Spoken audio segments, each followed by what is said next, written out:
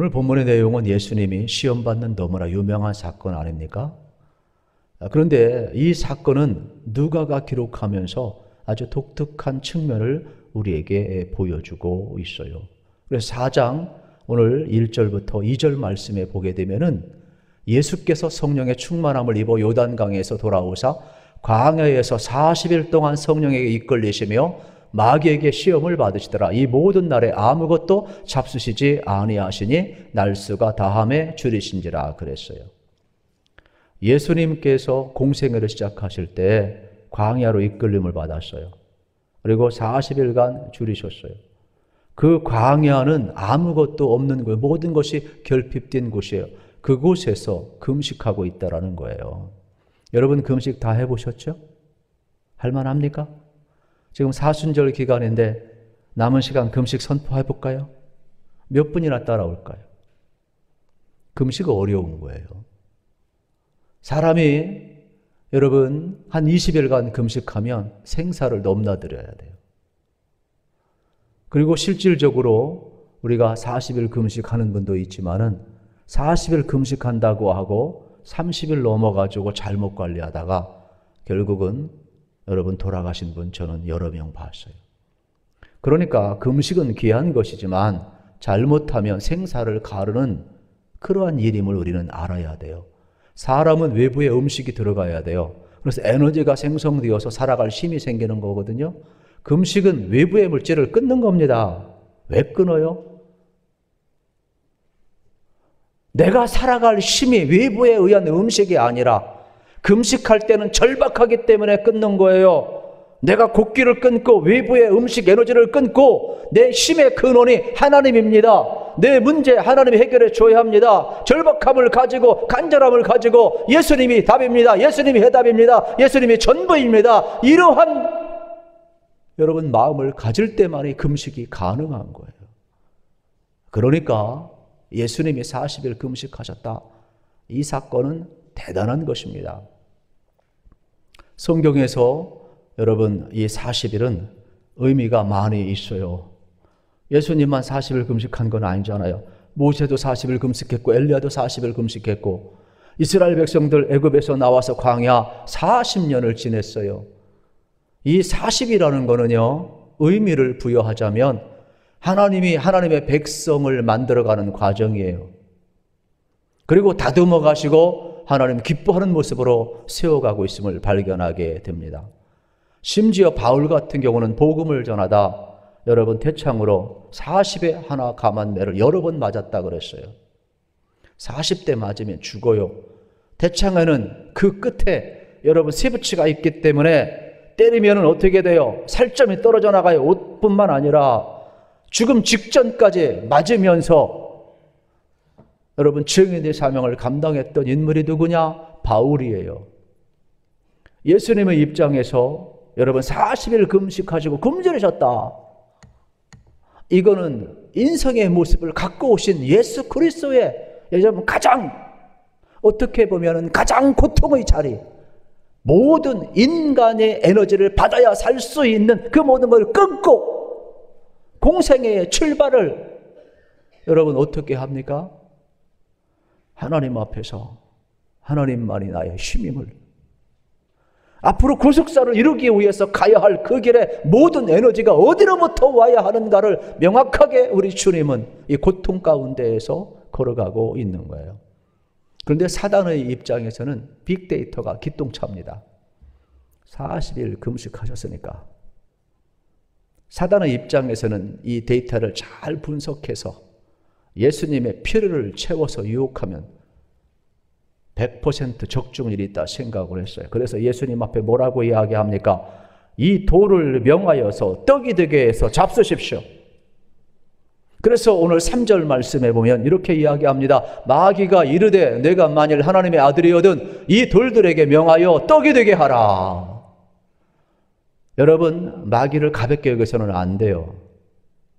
하나님이 허락하는 선에서 능력자예요. 이 빅데이터 분석이 기똥차입니다. 우리가 시험 받을 때 여러분 우리의 약점이 뭔지 정확히 알고 마귀는 시험하고 우리의 필요를 정확히 알고 그 데이터 욕구대로 여러분 다가온다는 것을 우리가 가볍게 여겨서는 안 해야 되는 것입니다. 그런데 예수님은 이 시험을 받고 어려웠을까요? 쉬웠을까요? 우리가 생각할 때 쉬운 길 가면 쉽지요. 지금 마귀가 유혹하는 것은 예수님이 하나님의 아들로서만 존재하길 원하는 겁니다. 그래야만이 하나님의 구속사가 이루어지지 않기 때문입니다.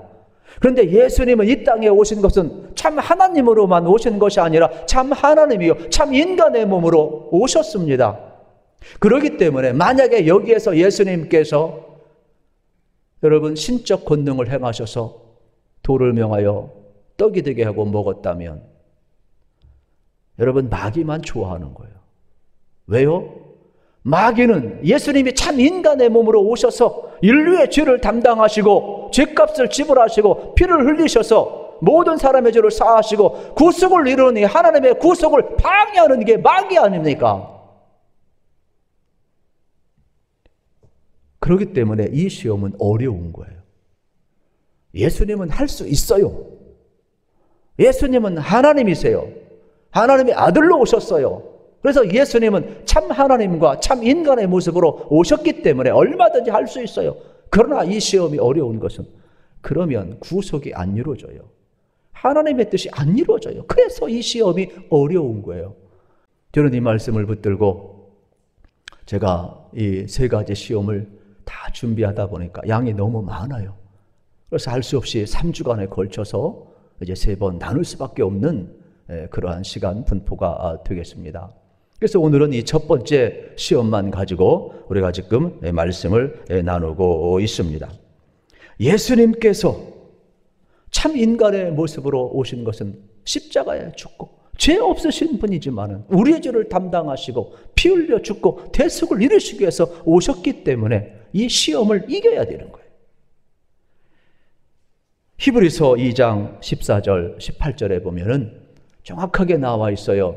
자녀들은 혈과 육에 속하였음에 그도 또한 같은 모양으로 혈과 육을 함께 지니심은 죽음을 통하여 죽음의 세력을 잡은 자 곧 마귀를 멸하시며 또 죽기를 무서워함으로 한평생 매여 종노릇하는 모든 자들을 놓아 주려 하심이니 이는 확실히 천사들을 붙들어 주려 하심이 아니요 오직 아브라함의 자손을 붙들어 주려 하심이라. 그러므로 그가 범사 형제들과 같이 되심이 마땅하도다. 이는 하나님의 일에 자비하고 신실한 대상이 되어 백성의 죄를 속량하려 하심이라. 같이 읽습니다. 그가 시험을 받아 고난을 당하였은즉 시험 받은 자를 능히 도우실 수 있느니라. 아멘. 참 인간의 혈과 육을 가지시고 우리 인성을 가지시고 죄는 없으시만 이 땅에 오셨다는 거예요. 고난을 당하셨다는 거예요. 대장으로서 우리의 죄를 사하셨다는 거예요. 그리고 고난을 이기시면서 고난당한 자를 능히 주님이 고난을 당하셨기 때문에 혈과 육을 가진 우리들 시험 받을 때 능히 붙들고 도와줄 자가 있는데 그분이 누구냐? 예수님이라는 거예요. 그러니까 예수님이 이 땅에 하나님이면서 참 하나님의 모습과 참 인간의 모습으로 오신 것은 여기에 있는 거, 우리의 구속을 이루기 위함이고 시험 당할 때 우리를 돕기 위함임을 명확하게 우리에게 가르쳐주고 있는 것입니다. 그러면 아무리 여러분 마귀가 예수님을 시험해서 구속을 못 이루도록 방해하려고 하지만 예수님은 이 시험을 이겼다는 사실이에요. 그러면 예수님의 시험과 우리의 시험이 같아야 달라요? 같아요. 예수님의 시험이 이겼어요. 그러면 우리도 시험 이길 수 있어요? 아니면 이기지 못해요? 우리도 이길 수 있어요. 그 근거가 뭐예요? 오늘 말씀이에요. 그리고 히브리서 말씀이에요. 그리고 오늘도 여러분 참 하나님과 참 인간의 모습으로 오신 예수님이기 때문에 이 극한 상황 속에서도 여러분 하나님의 뜻을 이루어갔던 그 예수님, 오늘도 우리가 극한 상황 속에서도 수많은 시험이 있어도 마귀의 방해가 있어도 하나님의 뜻을 이루어가고자 하는 자들 어떻게 해요? 주님이 붙드신대요. 주님이 도우신대요. 여러분 주님 안에서 모든 시험 이겨나가시기를 우리 주님의 이름으로 축복합니다. 히브리서 4장 14절 16절에 보아도 이렇게 말씀해요. 그러므로 우리에게 큰 대장이 계시니 승천하시니 곧 하나님의 아들 예수시라. 우리가 믿는 도리를 굳게 잡을지어다.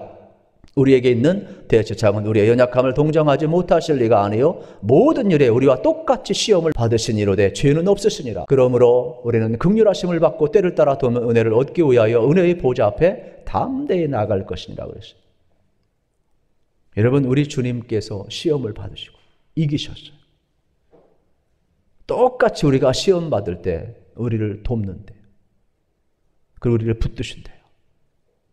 은혜의 보좌 앞에 담대히 나아가면 우리도 여러분 극한 상황이건 막이 어떠한 시험이건 이길 수 있습니다. 이게 바로 오늘 주시는 복음이 되겠습니다. 실질적으로 우리가 무슨 일을 할 때 여러분 우리에게는 선입견이 있습니다. 우리의 정보 능력, 우리의 경험, 우리의 지식. 그래서 우리는 정보를 수집을 하고 분석을 하고 다 판단을 합니다마는 놓치는 경우가 참 많아요. 그런데요, 우리가 인생길 살아가면서 다시 한번 본문 속으로 돌아가 보면 여러분, 예수님이 지금 가는 이 길에 보게 되면 우리가 성경을 볼 때에도 오류가 참 많아요. 성경이 오류가 있다라는 게 아니라 우리가 성경을 볼 때 오류를 범해요. 여러분은 지금 예수님이 공생애를 시작하기 전 요단강가 세례 요한에게 세례를 받으시고 올라오시고 광야에 가서 40일 금식기도 하셨다. 여기에 초점이 많이 가지만 1절에 보면 여러분 이렇게 말씀을 하고 있어요.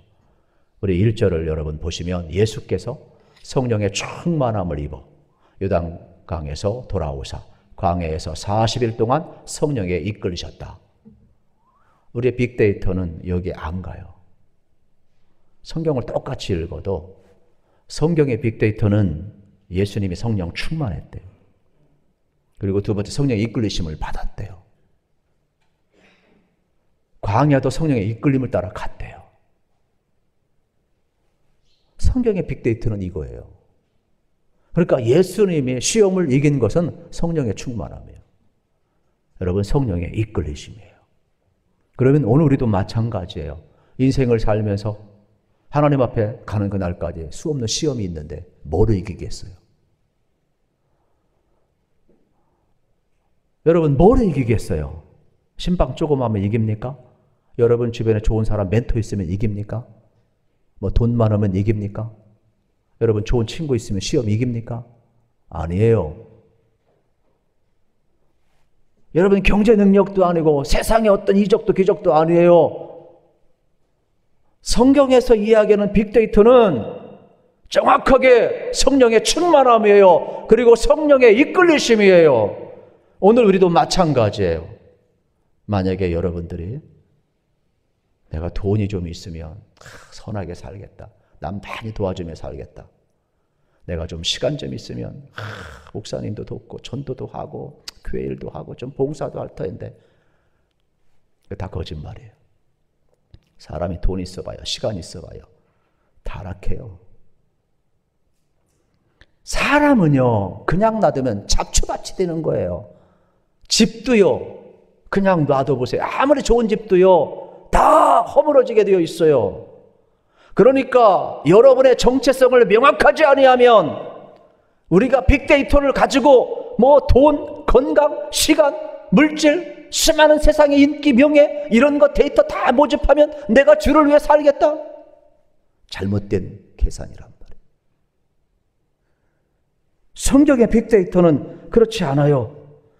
우리에게 성령의 충만함을 받으라고 이야기를 하고 있는 거예요. 그래서 에베소서 여러분 5장 18절에 보게 되면 술 취하지 말라 이런 방탕한 것이 오직 성령의 충만함을 받으라 그랬어요. 어울리지 않는 두 단어가 나와요. 술 취하다는 단어가 나오고 성령 충만한 단어가 나와요. 여러분 왜 어울리지 않는 단어를 썼을까? 어근이 같기 때문에 그래요. 이 술 취하다는 말과 성령 충만하다는 말이 같아요. 무슨 의미냐? 사람이 정상적인 사람도 술을 먹고 알코올이 들어가면 중추신경을 지배하기 때문에 판단력이 흐려요. 갈짓자를 그려요. 해롱해롱 하는 거예요.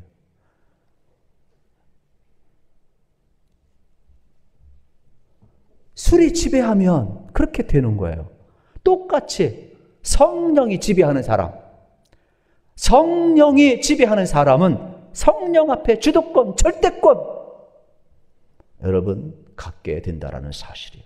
그래서 이거를 설명하기 위해서 이 두 단어가 여기에 조합이 되었다라는 사실이에요. 그러므로 우리는 기억해야만 합니다. 성령 충만해서 여러분 성령의 지배를 받기를 축복합니다. 이것이 그리스도인이 살아갈 길이라 이 말이에요. 그래서 오늘 1절에 보게 되면은 여러분 우리가 성경을 볼 때에도 예수께서 성령의 충만함을 이런 데이터가 들어야 돼요. 그리고 성령의 이끌림을 받았다. 이런 본문이 들어야 돼요. 그런데 수없이 우리가 봐도 이런 본문이 안 들어요. 그리고 14절에 보게 되면 여러분 뭐라고 그래요? 예수께서 성령의 능력으로 관리 들어가셨다. 성령의 충만함과 성령의 이끌리심은 결국 성령의 능력으로 사역을 감당하시도록 여러분 이끌어가고 있음을 우리에게 보여주고 있는 거예요. 그렇다면 오늘 우리의 삶도 여러분 성령 충만함 받고 성령의 이끌림 받기를 우리 주님의 이름으로 축복합니다. 예수님이 광야에서 40일간 금식 기도하시고 시험을 이긴 것은 전능하신 하나님으로 이긴 것이 아니에요. 온전한 인간으로 이겼다라는 거예요. 그렇기 때문에 오늘 우리는 성령의 이끌림, 성령의 도우심이 매우 필요하다는 거예요. 그때 시험을 이길 수가 있는 것입니다. 그렇다면 이 성령 충만함을 오해하지 마십시오. 성령 충만함의 성경적인 외적인 표준은 순종을 이야기하는 거예요. 여러분이 성령 충만한 사람이라면 순종하게 되어 있어요. 우리 예수님께서 십자가를 앞두고 겟세마네 동산에서 기도하십니다. 얼마나 십자가의 잔이 무거운지 아버지 이 잔을 지나가게 하옵소서. 이게 예수님의 첫 번째 기도예요. 두 번째는 아버지 나를 보내신 것은 참 인간의 모습으로 십자가를 져야 죄 없는 대속물이 되어야 아버지의 뜻이 이루어진다고 하시니 나의 뜻대로 마옵시고 아버지의 뜻대로 하옵소서. 이게 두 번째 기도예요. 예수님의 첫 번째 기도도 진실한 것이고 두 번째 기도도 진실한 거예요. 그러면 어떻게 이 갈등 구조에서 이겼을까? 그것은 나의 뜻대로 마옵시고 아버지의 뜻대로 하옵소서. 순종할 때 시험을 이기는 거예요. 갈등을 이기는 거예요. 그래서 성령의 충만함의 외적인 표준은 순종으로 나타나는 거예요. 이게 그리스도인의 백미예요. 꽃 중에 꽃이에요. 이게 성령 충만함으로 드러나는 삶의 열매들이에요. 그래서 오늘 우리는 성경적인 신앙을 가지고 바르게 살아야 하는 것입니다. 그래서 하나님의 아들로서만 존재하기를 원하는 이 사단의 시험이 어려웠지만은 예수님은 단호하게 참 인간의 모습으로 오셨고 참 하나님의 모습으로 오셨기 때문에 어떻게 굶주린 상황 속에서도 하나님의 뜻을 이루기 위하여 마귀의 이 빅데이터를 거절하시고 제안을 거절하시고 현실 욕구를 뛰어넘고 어떻게 하셨어요? 하나님의 뜻을 이루는 길을 가는 거예요. 우리도 마찬가지예요. 우리 인생길 걸어가면서 여러분 나의 빅데이터가 있을 것이고 사단의 빅데이터가 있어서 우리를 유혹할 것이고 예수님의 빅데이터가 있어요. 우리는 여러분 우리가 생각하는 모습이 내가 아니에요. 사단이 제공하고 현실 유혹하고 여러분 시험하는 것에 걸려 넘어지지 마세요. 그 쉬운 길에는 항상 덫이 있다는 것을 여러분 알으셔야 돼요. 그러나 주님의 빅데이터를 받아들고 그 길을 걸어갈 때 때로는 금식하는 것이 어렵고 순종하는 것이 어렵지만은 그곳에는 영생의 길이 있어요. 여러분 창끝이라는 영화를 보신 분이 많이 계실 겁니다. 짐 엘리엇 선교사님을 비롯해서 여러분 5명의 젊은이들이 정말로 와우단이 이 부족에게 가서 복음을 전한 내용 아니겠습니까? 너무나도 유명한 영화예요. 그들은 선교를 떠나요. 그리고 얼마 안 있다가 본부하고 연락이 두절돼요. 그래서 나중에 여러분 이 본부에서 조사관을 파견해 보니까 이 와우단이 부족에게 다 창으로 화살로 찔려서 죽어 있는 거예요. 그런데 이 짐 엘리엇 선교사를 비롯해서 이 5명의 젊은 선교사들의 옆에는 권총이 다 차 있었어요. 한 사람도 꺼내지 않았어요. 이미 가기 전에 짐 엘리엇 선교사는 아들과 대화를 우리에게 전해줍니다. 아들이 이야기해, 아버지 선교지 가면 그 와우단의 부족들은 무섭다며요. 그들은 창으로 찌르고 화살로 쏘고 외부인들을 경계하고 다 죽인다며요. 창을 던지면 아버지 어떡할래요? 아버지 당연히 정당방위니까 죽지 마세요. 나 아버지 얼굴 오래 보고 싶어요. 권총으로 쏘세요. 그때 아들을 딱 붙들고 짐 엘리엇이 이런 이야기를 해요. 얘야, 나는 천국 갈 준비가 되어 있지만 그들은 천국 갈 준비가 되어 있지 않지 않느냐? 나는 권총으로 쏠 수 없다. 진짜 말한 대로 그들은 그렇게 살았어요. 이 사건이 조사가 보고되고 여러분 미국 본부에 또 다 알려지고 많은 사람들이 합리적인 이야기를 했어요. 개죽음이다. 바보 같은 짓이다. 낭비다. 이게 세상의 빅데이터예요. 여러분, 우리의 삶 속에는요, 이렇게 잘못된 데이터로 인하여서 많은 오해와 어려움이 있지만은 5년 후에 무슨 일이 벌어진 줄 아십니까? 이 와우단의 부족에게 5명의 여인들이 갑니다. 그리고 그분들의 양손에는 자녀들이 있었습니다. 어린 자녀들입니다. 와우단의 부족의 주장이 깜짝 놀랐습니다. 당신들은 도대체 누구인데 여기 외부인들이 들어오면 다 경계받고 죽어져 가는데 당신들은 무엇 때문에 이 땅에 선교하러 오셨습니까? 그때 짐 엘리엇 선교사님 부인이 이야기합니다. 우리는 하나님의 사랑 때문에 왔습니다. 우리는 당신들이 죽인 그 5명의 선교사들의 아내들입니다. 그래서 그 부족들이 예수를 믿게 되고 1992년에는 또 신약교회를 봉헌하게 되고 또 78명의 수많은 사람들이 외부에 들어가서 이 와우단의 부족의 언어로서 성경을 번역하게 되고 또 짐 엘리엇과 여기 5명의 선교사를 죽였던 사람들이 회심하고 여러분 구원의 반열에 들어선 것을 보게 됩니다. 그러면서 우리에게 이 짐 엘리엇이 학교 다닐 때 19살 때 썼던 그 일기가 발견되었는데 놀라운 감동을 하나 주고 있어요. 그게 바로 뭐냐면 이러한 내용이 되겠어요. 결코 잃어버릴 수 없는 것을 얻기 위해 지킬 수 없는 것을 버리는 자는 절대 어리석은 것이 아니다. 여러분, 사람들은 어리석다고 이야기했지만 영혼을 구원하는 갈망을 가지기 위해 그 모든 것을 잃어버리는 것은 어리석은 것이 아니라는 거예요.